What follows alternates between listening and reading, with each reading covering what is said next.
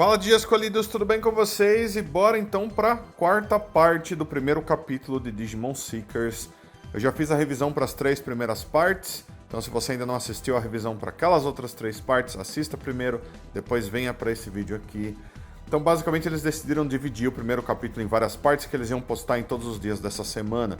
Isso não vai se manter para as outras semanas, apenas para essa é só o começo da história, tá bom, galera? Então eu vou estar fazendo a revisão dessa parte.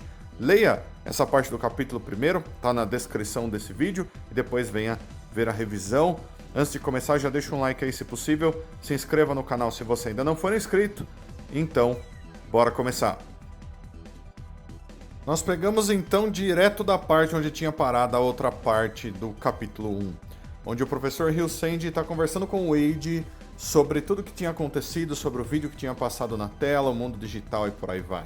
Então a primeira coisa mais importante que é mencionada, inclusive pelo próprio Eiji, é onde foi parar essa ideia da Digimon Land. E ele diz, bom, essa ideia está arquivada até agora, isso nunca foi para frente, porque acabou que tem vários pontos negativos nessa ideia. E quando é perguntado sobre os pontos negativos dessa ideia, é mencionado mais uma vez o que ele mesmo já tinha meio que mencionado na parte 3 do capítulo 1, que é que os Digimons não são usados apenas por pessoas boas. Não tem apenas pessoas boas interessadas nos Digimons e no mundo digital. Né? Então você vê, por exemplo, parte do vídeo que ele tinha mostrado, que era um ataque de Digimons contra um avião cheio de pessoas e provavelmente todas as pessoas daquele avião morreram. Né? Então foi uma tragédia e eles ocultaram essa tragédia, né, para que as pessoas comuns não saibam que tem Digimons gigantescos que podem ser usados para acabar com toda a humanidade a qualquer momento.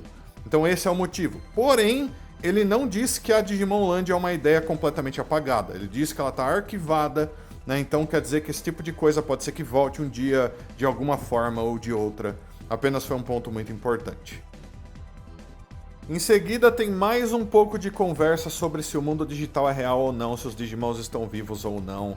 Tudo isso é extremamente importante, porque, obviamente, os Digimons já fazem parte da vida das pessoas nesse mundo. A gente vê, por exemplo, o próprio Eiji usando os Digimons para estar caçando outros Digimons, para estar vendendo isso para clientes. Né? Eu acho até engraçado que ele não tenha conectado os pontos de que, nossa, tem pessoas pagando tão caro assim por Digimons, né, que são apenas personagens de um joguinho de videogame ou algo do tipo, né? Ele estava achando que eram coisas ainda maiores, talvez tenha a ver com aquela criptomoeda que ele estava falando lá, com aquela rede social e tudo mais. Mesmo assim, parecia uma coisa muito grande para apenas personagenzinhos que você tinha num jogo de videogame. E agora ele está vendo que não é só isso. São seres de verdade que vivem um mundo dentro da rede de internet, num mundo digital diferente, né? Tem até uma fala muito interessante que o professor diz, que é o fato de que os alienígenas não estão vindo do espaço, eles estão vindo de dentro da nossa internet. É bem interessante isso, né? Porque com certeza eles meio que são alienígenas, né? Eles são seres que vêm de um mundo diferente. Apesar de que se eles fazem parte, de certa forma, da internet e tudo mais, eles meio que fazem parte do nosso mundo também, né? De certa forma. Agora, se for um outro mundo à parte que só se conecta com o mundo real, entre aspas, através da internet, daí, com certeza, eles podem ser considerados alienígenas. Então foi bem legal. E isso começa a tornar as coisas um pouco diferentes pro Eiji, né? Apesar dele estar animado com toda a ideia, quando ele pensa assim, nossa, peraí, os Digimon são seres vivos de verdade? E eu tava usando esses seres vivos para estarem caçando outros lá em algum lugar estranho, e um dos tiranomãos que eu tava controlando literalmente foi derrotado graças ao meu comando, e eu tava falando com eles de certa forma e tratando eles de certa maneira. Então ele começa a perceber que não são mais apenas personagens de videogame, apenas uma inteligência artificial ali e tudo mais. Não, eles são seres vivos mesmo, né? Então as coisas são bem diferentes, né? Deve mudar bastante coisa. Depois a gente vai para a parte onde essa imagem que vocês estão vendo aí apareceu. É a única imagem que a gente tem nessa parte do capítulo 1. Né? A gente tem um bracelete vital aí, já vou explicar isso para vocês. Mas acontece que o professor Ryusendi vai dar pro Eiji, né, um aparelho novo. E nessa hora, o Eiji ele tá com os LCDs dele, os aparelhos dele que ele usa ali para estar se comunicando e controlando os Digimons. E o professor vê um desses aparelhinhos, né, de LCD, e ele joga isso no lixo, ele joga isso pro lado, e o Eiji pula para pegar aquilo lá porque tem muito valor para ele. Porque aparentemente o Eiji mesmo construiu aquelas coisas. Foi o único jeito que ele conseguiu de ter essas coisas para ele estar conseguindo algum dinheiro. Então para ele aquilo tem muito, muito valor. Mas para o professor não, porque o professor é extremamente rico, extremamente inteligente, dono de toda essa corporação. Então para ele aquilo não valia quase nada, né? Então tem uma diferença aí na personalidade deles, dá para perceber. Só que daí o Eiji explica pro professor porque aquilo é importante para ele. O professor entende a situação, mas daí ele pede pro Eiji mostrar o braço dele e ele prende o bracelete vital no braço do Eiji. Então ele tá dando um presente pro Eiji, que é uma coisa obviamente extremamente importante, é literalmente um Digivice isso que ele deu para ele, que foi aparentemente construído por essa corporação, né, através das pesquisas do professor Ryusendi. E isso é muito incrível, galera, sabe por quê?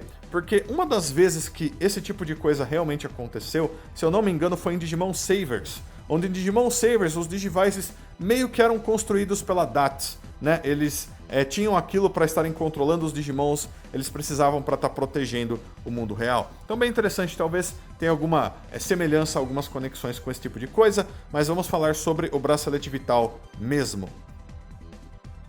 Apesar de não estarmos em Digimon Ghost Game para termos um Digivice parecido com o bracelete vital, esse é o Digimon Linker, né? Provavelmente vai ser o Digivice usado pelos protagonistas dessa história, que vai ter o mesmo formato do bracelete vital também, né? E bem interessante ele ter o nome de Digimon Linker, porque nós já tivemos um jogo chamado Digimon Lynx, para não confundir, tá, galera? Não sei se tem conexão aí, né? O nome é bem parecido, mas provavelmente tem a ver com o fato de que ele conecta o Digimon com o parceiro e conecta o mundo digital com o mundo real e por aí vai. Outro ponto extremamente importante, vemos pela primeira vez o Digimon protagonista na tela do Digimon Linker, né? Do Digivice ali está o Lugamon. Então dá para perceber que esse bracelete vital Digivice vai funcionar muito mais como o bracelete vital funciona na nossa vida real mesmo, né? Onde o Digimon fica ali dentro, você ajuda ele a treinar e tudo mais. E também é explicado pelo professor Ryusendi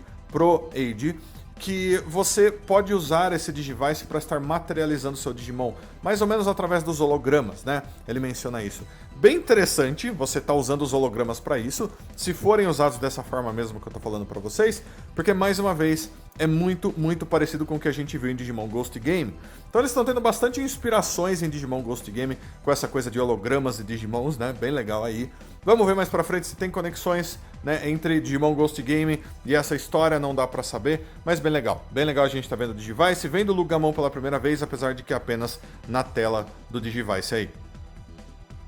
Bem no final dessa parte do capítulo, o professor explica pro Eiji que isso é apenas um protótipo. Provavelmente eles estão trabalhando isso faz muitos e muitos e muitos anos. Eu diria pra vocês que por ser um Digivice, como a maioria das pessoas imaginam, essa deve ser a maior e mais incrível invenção de toda a história dessa corporação. Provavelmente tem a ver com todos os estudos que o professor Ryusendi fez até hoje, né? Faz sentido sendo uma coisa tão incrível que conecta os Digimons e traz os Digimons para a realidade e por aí vai.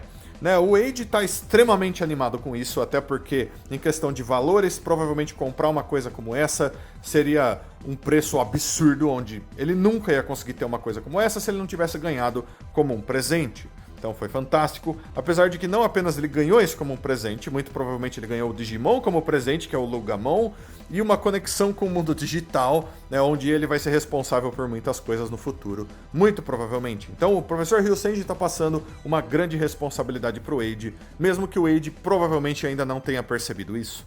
E na hora que ele tá saindo, ele mostra o aparelho pra Hatsune, né, que é a recepcionista, eles conversam um pouco, acho que eles ficam um pouco mais amigos agora, então bem interessante aí, talvez essa recepcionista seja muito mais importante pra história do que todo mundo imagina. E uma outra coisa que nós não podemos deixar passar despercebido é que o professor Ryusendi fica meio que irritado em certo ponto, onde quando ele tá pegando as informações do Modok Betamon que o Eiji trouxe para ele, essas informações aparentemente não estavam em perfeito estado, né? Estavam como informações destruídas, entre aspas, como eles meio que mencionam ali. E isso deixa ele irritado, porque ele queria essas informações em perfeito estado, ou no melhor estado possível. Dessa maneira ele poderia estudá-las melhor ainda, né? Para ele descobrir ainda mais coisas sobre os Digimons e o mundo digital.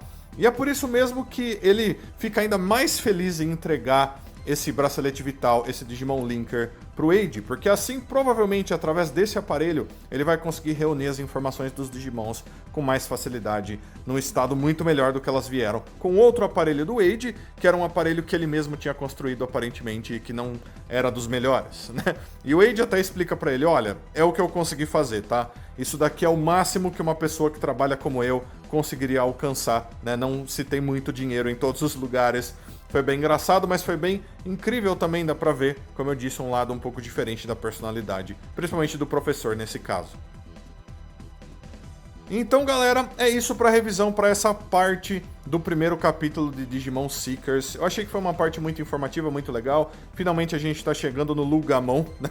Que provavelmente na próxima parte vai ser apresentado como Digimon mesmo. Talvez a gente já veja alguma batalha dele, o que vai ser muito legal. Mas eu quero saber o que vocês acharam de mais essa parte do primeiro capítulo. Deixa tudo aí nos comentários. Todos os seus comentários são sempre muito importantes. Deixo também um abraço muito carinhoso para todos vocês. Aguardo todos vocês para todas as próximas partes do primeiro capítulo de Digimon Seekers. Então fui de escolhidos. Até a próxima. Tchau, tchau.